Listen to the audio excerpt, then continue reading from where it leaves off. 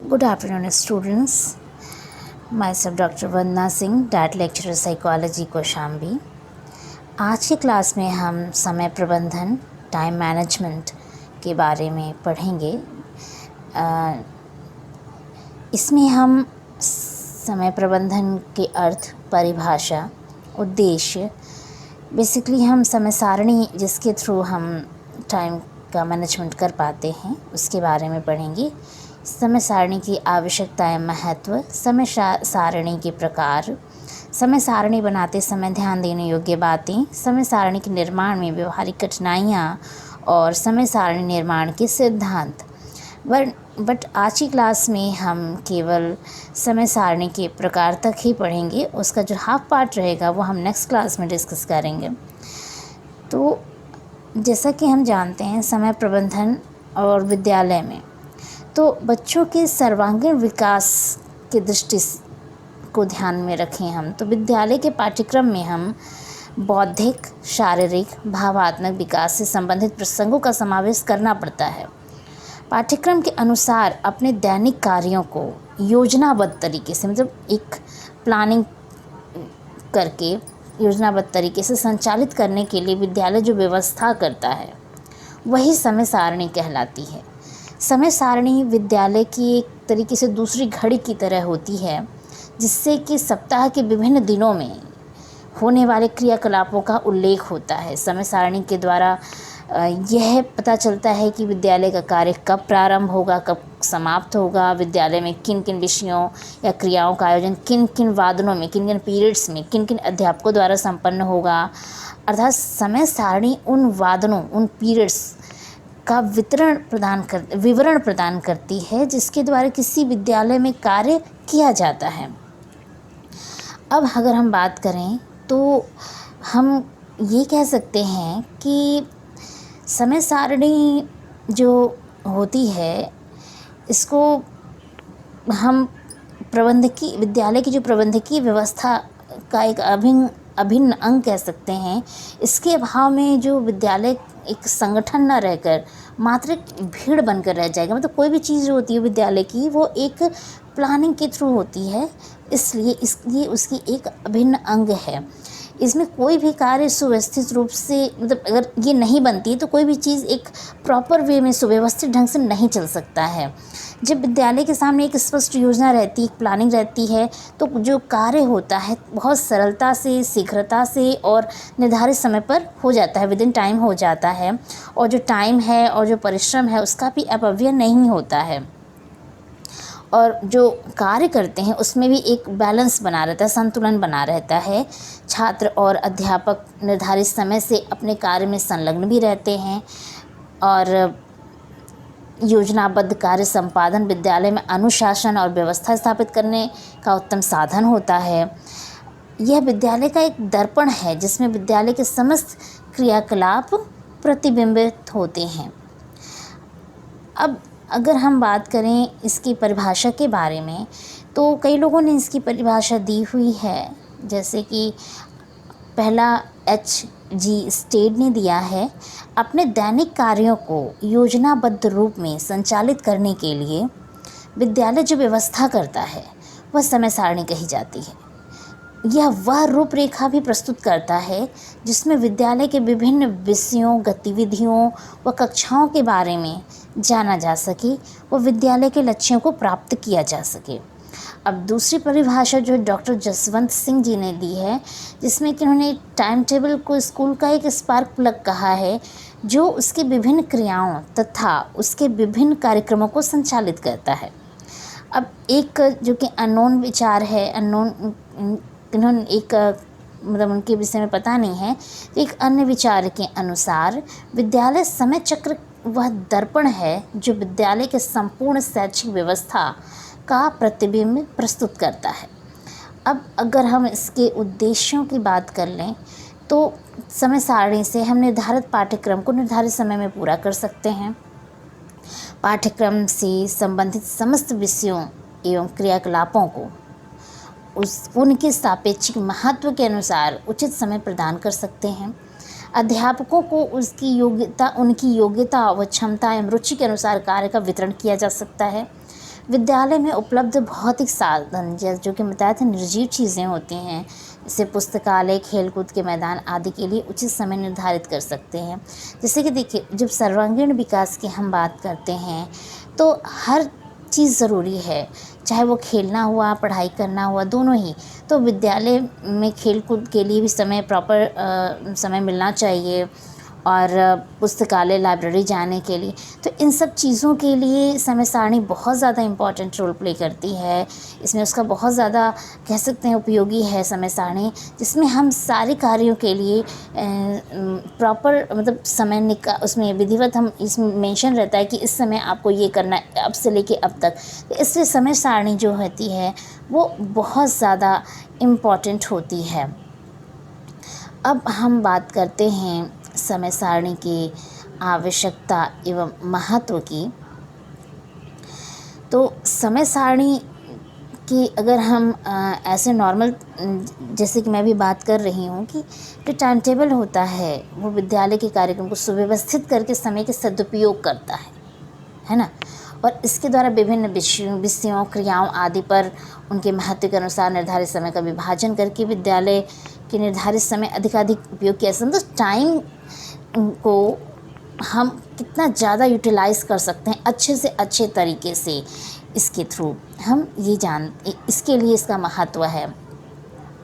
इसके बाद अगर जैसे कि अगर हम मान लीजिए कि कोई भी काम करते हैं तो हमें प्रॉपर पता रहता है कि हमें इस समय से इस समय तक ये करना है, तो हमारा टाइम जो होता है वो वेस्ट नहीं होता है सोचने में कि हाँ हमको क्या करना था। तो इसलिए ये बहुत ज़्यादा ज़रूरी है। और अगर हम इसको नैतिक दृष्टि से इसका महत्व समझें और वैज्ञानिक दृष्टि से, तो नैतिक दृष्टि से भी समय सारणी बहुत महत्वपूर्ण होती है। इसके अनुसार कार्य को करने से बच्चों में विभिन्न आदतों एवं गुणों का विकास होता है, जैसे कि वे इस समय के महत्व को समझने की उनके अंदर शक्ति आती है, नियमितता, कॉन्टिन्यूटी, विधिवत दृष्टिकोण होता है, उनके अंदर एक कर्तव्य परायणता की भावना आती है। अगर हम मनोवैज्ञानिक दृष्टि से इसको देखें तो भी ये बहुत ज़्यादा इम्पॉर्टेंट होती है, उपयोगी होती है, क्योंकि इसका निर्माण बच्चों की रुचियों एवं आवश्यकताओं को ध्यान में रखकर किया जाता है। समय सारणी से विद्यालय में अनुशासन, डिसिप्लिन स्थापित करने के लिए, ये मेंटेन करने के लिए बहुत उत्तम साधन होता है। इसके अनुसार कार्य करने से सभी अपने कार्यों में व्यस्त रहते हैं और अनुशासनहीनता की जो स्थिति होती है वह उत्पन्न नहीं हो पाती है। तो हमने इसमें ये बताया है, समय सारणी की आवश्यकता, महत्व की हम बात कर रहे हैं। तो इसमें हम अगर बात करते हैं तो समय सारणी की आवश्यकता, महत्व कुछ इम्पॉर्टेंट पॉइंट्स के थ्रू भी हम समझ सकते हैं। पहला है नियमितता। कॉन्टिन्यूटी जो होती है, तो ये एक कहते हैं ना, एक उच्च समय सारणी द्वारा स्कूल का कार्य समय पर होता है। मतलब एक अच्छी टाइम टेबल अगर हम बनाते हैं तो विद इन टाइम सारे काम हमारे जो होते हैं स्कूल से रिलेटेड, विद्यालय से रिलेटेड, वो हो जाते हैं। इससे क्या होती है, समय की बचत होती है। और जो इसके द्वारा जो अध्यापक हैं और विद्यार्थी दोनों को निश्चित योजना का पता चलता है, और कि कब कौन सी क्लास है, तो विद्यार्थी भी प्रेजेंट रहता है और उस समय उस सब्जेक्ट का टीचर भी जाता है जिसको क्लासेस अलॉट की गई होती हैं। और एक अध्यापक को समय पर काम पूरा करने में इससे हेल्प मिलती है, और पुनरावृत्ति, जैसे कि उसका दोबारा रिवीजन करवाने और स्वयं भी उसको पढ़ने के लिए और मतलब अध्यापन करने के लिए इसको कह सकते हैं, समय देने में वो ये जो नियमितता होती है वो मदद करती है। टाइम टेबल हेल्प करता है। दूसरा है कि अध्यापकों के काम की उचित का जो विभाजन होता है, जैसे कि अध्यापकों को जो काम बांटा जा रहा है उसकी समय सारणी जो होती है ना, वो समरी होती है, जिसको कि देखकर जो हमारे हेड होते हैं वो तुरंत समझ जाते हैं कि उनको कि कौन से अध्यापक को कौन सा कार्य मिला है, किसकी कितनी क्लासेस हैं, इस समय कौन कहाँ मिलेगा। तो इससे क्या होता है ना कि जो मतलब सबको समान कार्य का बंटवारा करने में ये आसानी होती है। और इससे क्या होता है कि ये एक बार में देखा जा सकता है कि हाँ, समय सबको समान कार्य का विभाजन हुआ है और किस समय कौन सा अध्यापक किस क्लास में होगा। तो इससे एक तरीके से चेकिंग करने में भी आसानी होती है। और अलग अलग विषयों के लिए समान समय। थर्ड पॉइंट है, बच्चे के सर्वपक्षीय विकास के लिए भी आवश्यक है कि स्कूल समय में प्रत्येक विषय तथा क्रिया को उचित पाठ्यक्रम के आधार पर ध्यान दिया जाए।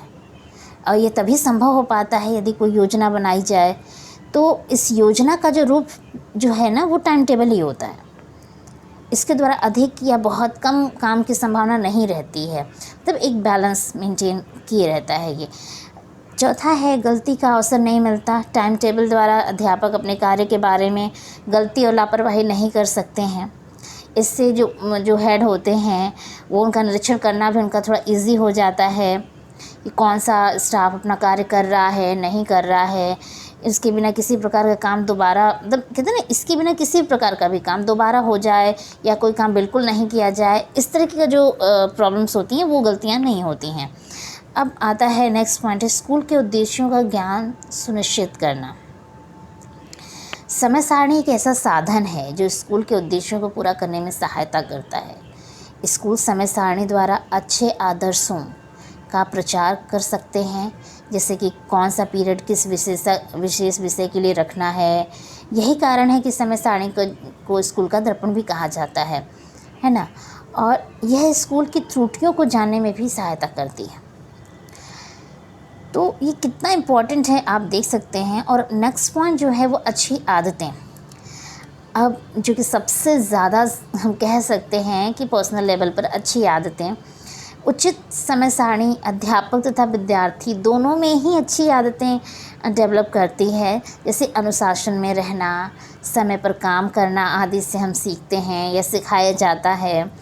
इस प्रकार प्रत्येक काम करने की विशेष आदत बन जाती है उसे, और इससे कर्तव्य पालन की भावना जो होती है वो पैदा होती है, जो सभी व्यक्तियों के नैतिक विकास के लिए बहुत ज़्यादा ज़रूरी होती है।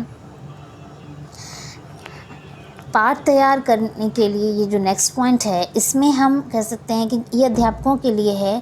अध्यापकों के नैतिक दैनिक समय सारणी का जो इससे पता होता है, तो इस प्रकार वो विषयों को पूर्ण नियोजन तैयारी से गंभीरतापूर्वक, मतलब कहने का मतलब कि हमें इससे ये पता चल जाता है कि हमारी क्लास मंडे को है, कि जैसे कि हम अपना एग्जांपल लेके देखते हैं कि आज हमारी क्लास ट्यूसडे को है, 12 बजे से 1 बजे तक है।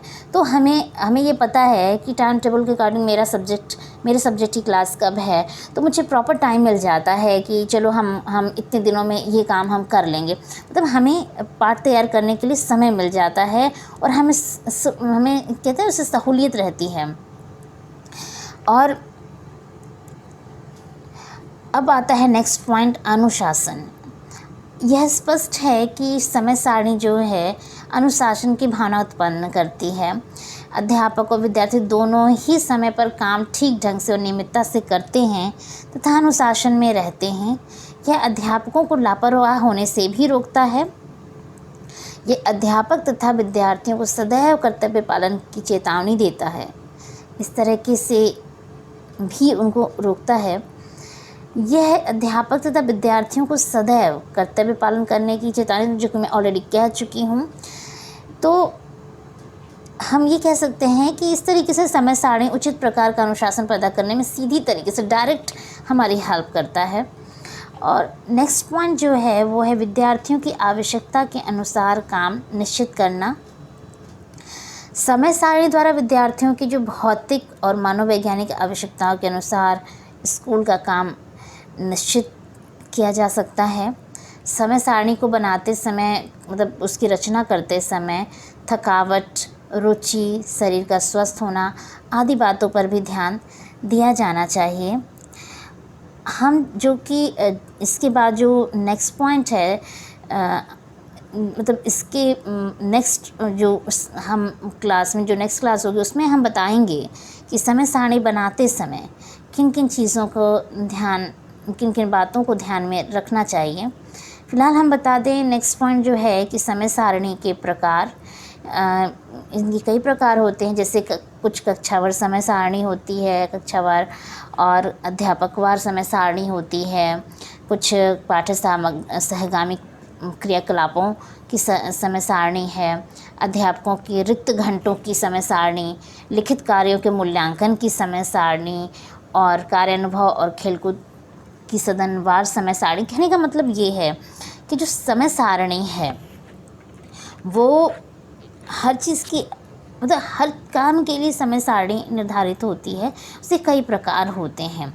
अब नेक्स्ट पॉइंट जो है हम नेक्स्ट क्लास में करेंगे, यहाँ के आगे वाले। तो आज तक के लिए बस इतना ही। Thank you.